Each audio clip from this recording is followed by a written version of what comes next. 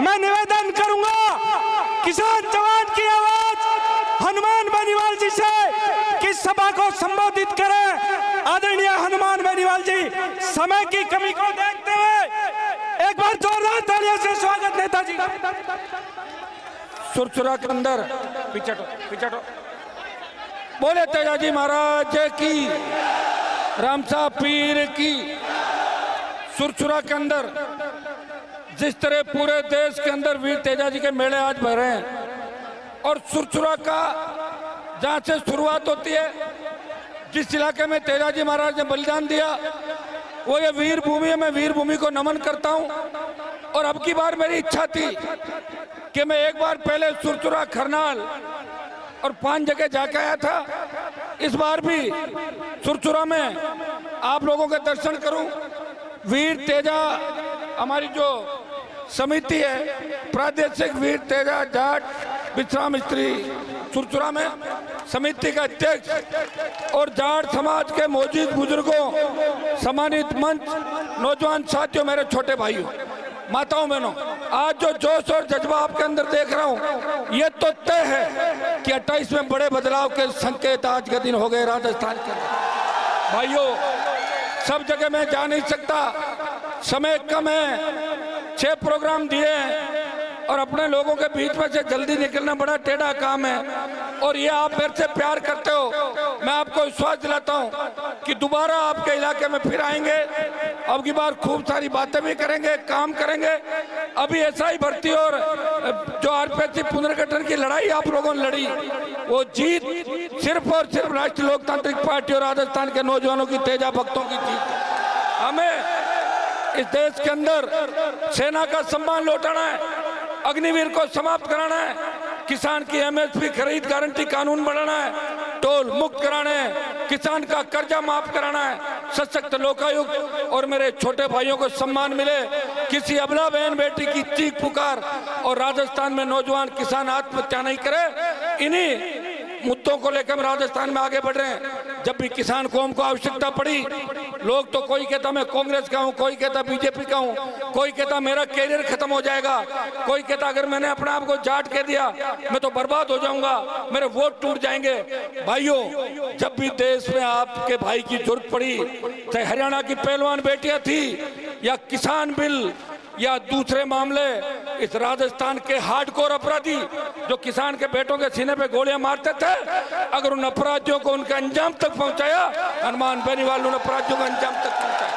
वो नेता जो अपने घरों से आह्वान करते थे, लोगों को ये भाषण देते थे कि बिजली आएगी तो करंट आएगा, बच्चियां पढ़ेगी तो भाग जाएगी, नेर नहीं लानी, उन नेताओं के परिजनों की क्या स्थिति होगी आप अच्छी तरह देख सकते हो। उनके परिजनों को भी दूसरों का झंडा पकड़वा दिया और हालात आपके सामने, वो पैदल घूम रहे हैं आपका समर्थन पाने के लिए।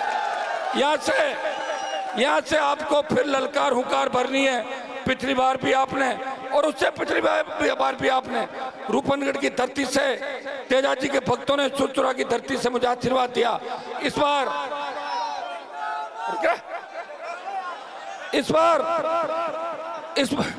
बार 28 में किशनगढ़ में भी चुनाव लड़ना है, पुष्कर में भी लड़ना है, तमाम सीटों पे लड़ना है और राजस्थान की सत्ता पे कब्जा करना है। मांगने से कोई राज नहीं देगा, राज को छीनना पड़ेगा। और आज मैं आपको बता दूं कि जिस तरह आज जब तक सुनोगे नहीं ना, तुम्हारी कोई इज्जत नहीं है। नहीं सुनोगे तो कोई इज्जत नहीं करता तुम लोगों को, नहीं तुम्हें कोई सीरियस लेता। तुम्हारे नेताओं की औकात देखो ना, धनखड़ साहब को हटा दिया, बोल नहीं रहा क्यों हटाया, बोला क्या? नहीं बोलेंगे भाई, डरे हुए लोग हैं, डरे हुए और मरे हुए लोग हैं। इसलिए डरे हुए मरे हुए लोगों को जगाना कौन जगाएगा? ये नौजवान जगाएंगे। लेकिन आप क्या जगाओगे? आप तो खुद आधे ज्यादा नशे में पड़े रहते हो। कोई स्मैक खाता है, कोई एमडी खाता है, कोई थोड़ा दूसरा काम करता है, तेज गाड़ियां चला के एक दूसरे पर चढ़ा देते हो। समझदार बनो, कोई नहीं पूछ रहा तुम्हें लेके सरकार सीरियस नहीं। सिर्फ मैं लड़ रहा हूं इसलिए तुम्हारी पूछ है। अगर कल मैं लड़ाई बंद कर दूं तो तुम्हें 50 साल और गुलाम रहना पड़ेगा। क्या ये चाहते हो क्या?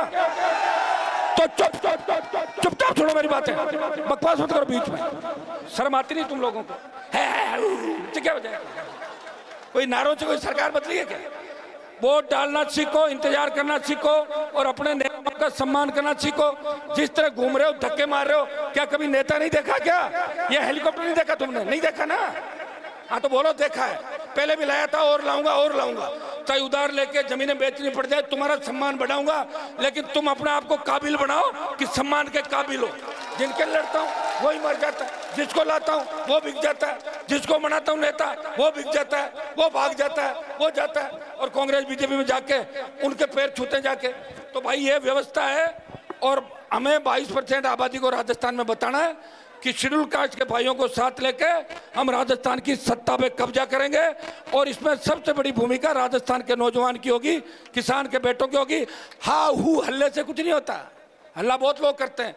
ये तो अगर देश की राजधानी मुंबई होती तो जाट समाज को कोई नहीं पूछता, मराठे पीटते तुम्हें वहां पे मुंबई में, पता पटक पटक के। ये तो दिल्ली आप है और दिल्ली के चारों तरफ अपना है, इसलिए अपनी इज्जत है, वो भी थोड़ी बहुत समझ में आ गई ना। कोई कैबिनेट मंत्री नहीं तुम्हारा, बीजेपी वाले तुम्हें कुछ नहीं मानते और इन्हें कांग्रेस मानती। कर्नल सोनाराम की लाश को मोर्चरी में डाला, सतपाल मलिक को सम्मान नहीं दिया और धनखड़ को किस तरह भगाया, दूध में जब मक्खी को फेंकते हैं। तुम्हें कोई सीरियस नहीं लेता क्योंकि तुम अभी समझदार नहीं हो और समझदार होने में समय लगेगा। मैं भी 28 तक ही लड़ूंगा। 28 के बाद अगर तुमने सफलता नहीं दी तो मैं भी दूसरे रंग में रहूंगा। मेरी जिंदगी खराब करने के लिए पैदा नहीं हुआ, मेरी जिंदगी खराब कर दूं और तुम्हें तैयार करूं और तुम दूसरे दलों के अंदर भाग जाओ। मैं धंधा नहीं कर रहा हूं। आज तेजाजी महाराज का सुरचुरा का कार्यक्रम है, यहाँ बलिदान था, इसलिए मैं आपके बीच आया हूं। और पिछली बार मैं जब आया था उससे 10 गुना जोश आपके अंदर है, लेकिन जोश में होश रखना है। समझ में आ गई?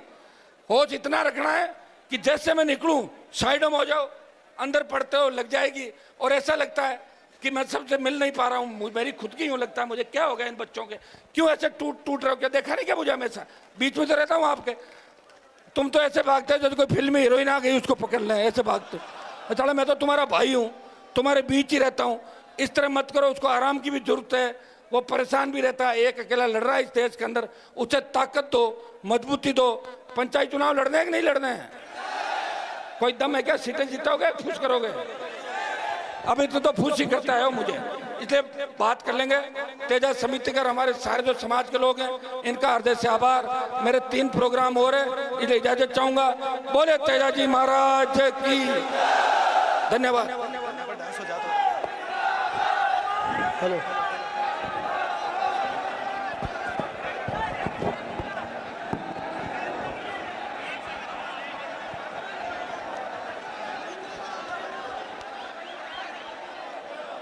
शांति बनाए रखे। सभी तेजा भक्तों से निवेदन है, शांति बनाए रखे।